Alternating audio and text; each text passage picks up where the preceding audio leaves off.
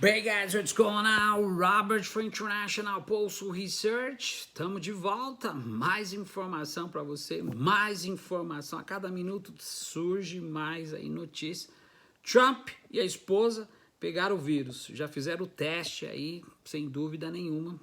Deram positivo. Eles estiveram aí com alguns assessores da campanha, fizeram o teste à tarde, deram positivo. Já tweetou lá, já colocou no Twitter lá, que ele e a esposa vão ficar lockdown de 40 dias e vão tentar sair dessa empreitada aí, sem dúvida nenhuma. Então, o debate foi semana passada, a gente sabe muito bem, testaram positivo, agora tentar se recuperar da melhor forma possível, né? Mas a corda sempre arrebenta do lado mais fraco da vida. Então, a gente está trazendo a informação para vocês na íntegra aí. Legal, então? Pessoal, outra coisa que feriu hoje o nosso dia foi aí a decisão do STF, vocês que estão aí, e que eles fizeram essa rejeição da reclamação do Congresso, que liberou a venda das refinarias da Petrobras. Então, a válvula de escape no Brasil, a galinha dos ovos de ouro sempre será a Petrobras. Então, desde Michel Temer aí, a gente está vendo aí que tudo isso que está acontecendo aí,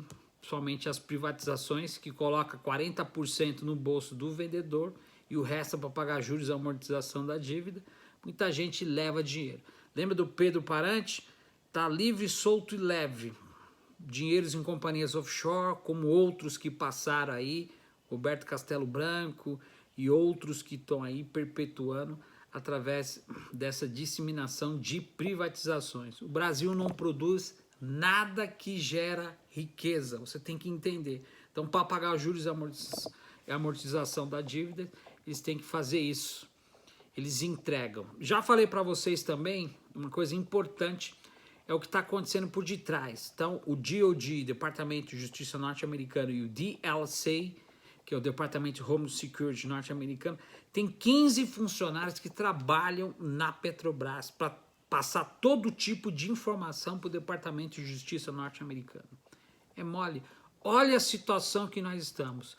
Não só na Eletrobras, na Petrobras, na JBS, enfim, na Odebrecht, são pessoas que trabalham para passar informações para o governo norte-americano. A mesma coisa você tem uma empresa e você ser dono da Apple, que fabrica celular, e você ter 10 espiões aí, aliás, eu ter 10 espiões para fazer toda a transação, tudo que vocês fazem, segredo de estar, tecnologia, fluxo de caixa, vendas, quanto vendeu, quanto vendeu. Então, eles têm todo esse tipo de informação. São os compliance, são empresas que trabalham.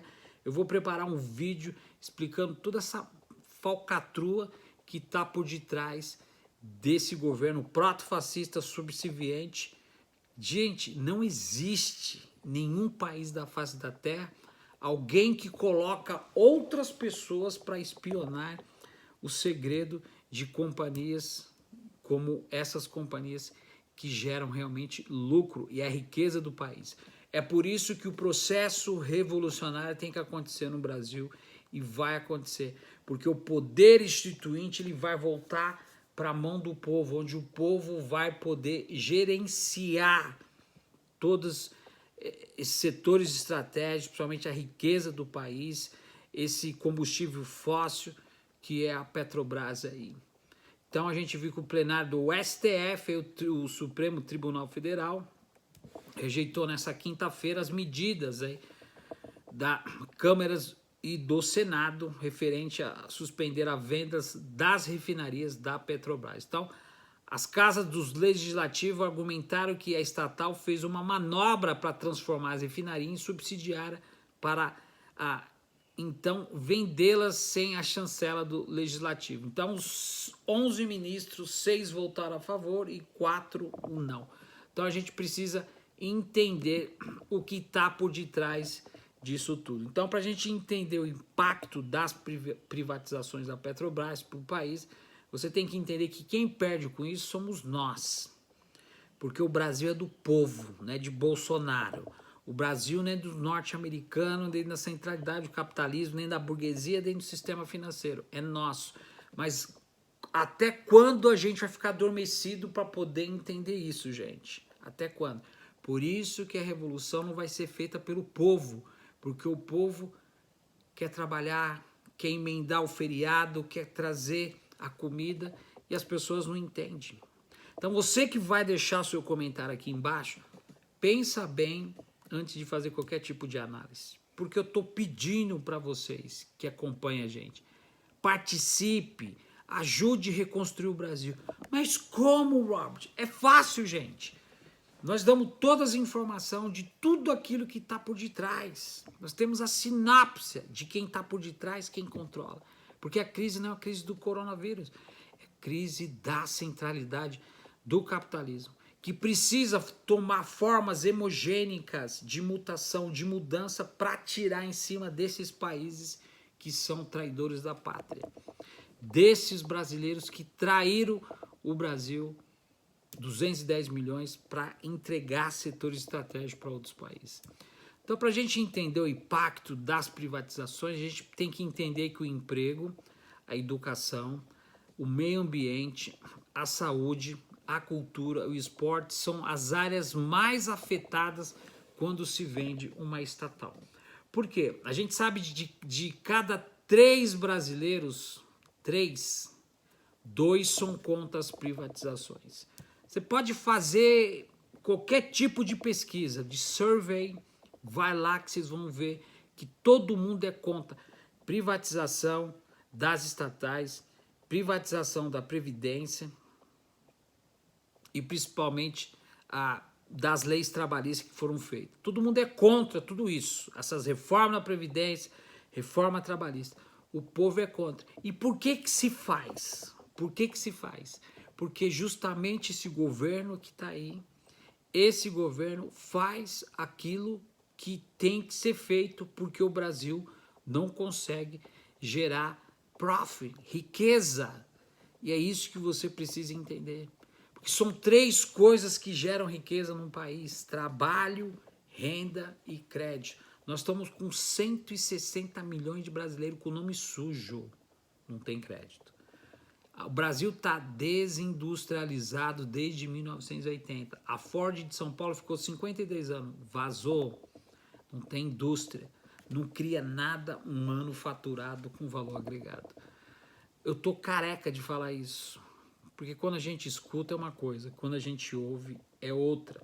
Então a estimativa equivalente que 60% de verificação no último levantamento realizado sobre o tema de pesquisas que foram feitas no Brasil em agosto do ano passado e o início desse ano, no caso da Petrobras, a maior estatal, com 65% das pessoas que foram entrevistadas, a gente sabe que cada de 3 brasileiros, 2 são contra as privatizações.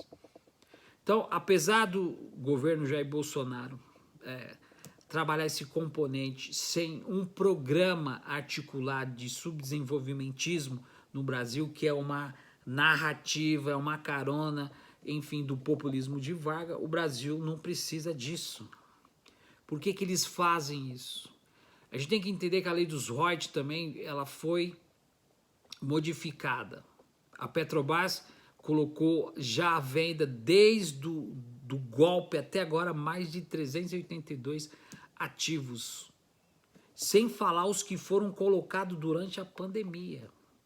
Então, não há política de desmonte da Petrobras. Existe o que? Um fatiamento do setor estratégico, um assalto à mão armada na cara do freguês.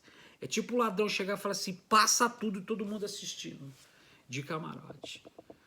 Então a gente tem que entender que esses setores estratégicos realmente geram, só para você ter uma ideia, mesmo que se o Jair Messias Bolsonaro tivesse que privatizar tudo que o Brasil tem, mais de 110 estatais, nós não conseguimos pagar 20% da nossa dívida, que é o maior câncer, a maior corrupção inserida dentro do sistema, que é da dívida.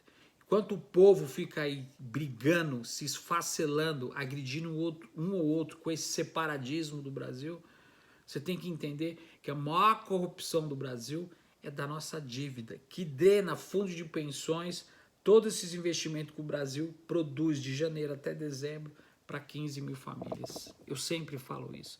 Então a gente está vendo aí que a Petrobras, ela sempre foi a galinha dos ovos de ouro. Que a Petrobras sempre está sofrendo os embargos em todos os aspectos, por eles mesmos, porque existe essa linha aleatória por detrás para poder drenar. Só para vocês terem uma ideia, o que a Petrobras pagou para investidores norte-americanos com a Operação Lava Jato, a gente não consegue retribuir isso aí a tortas à direita a curto prazo. Só o golpe para a gente recuperar e voltar à época da Dilma Rousseff, a gente vai demorar no mínimo 20 anos. Isso é só para você entender o que vai acontecer. O Brasil não arrecada receita desde 7 meses. 7 meses sem arrecadar receita. 1 trilhão de déficit. 110 milhões de brasileiros correndo da polícia do Rapa. 160 com nome sujo, inadimplente no Serasa. E a Petrobras está aí sendo fatiada porque o governo não consegue controlar. A nossa dívida passou 100% do nosso PIB, Produto Interno Bruto. E o que deve ser feito?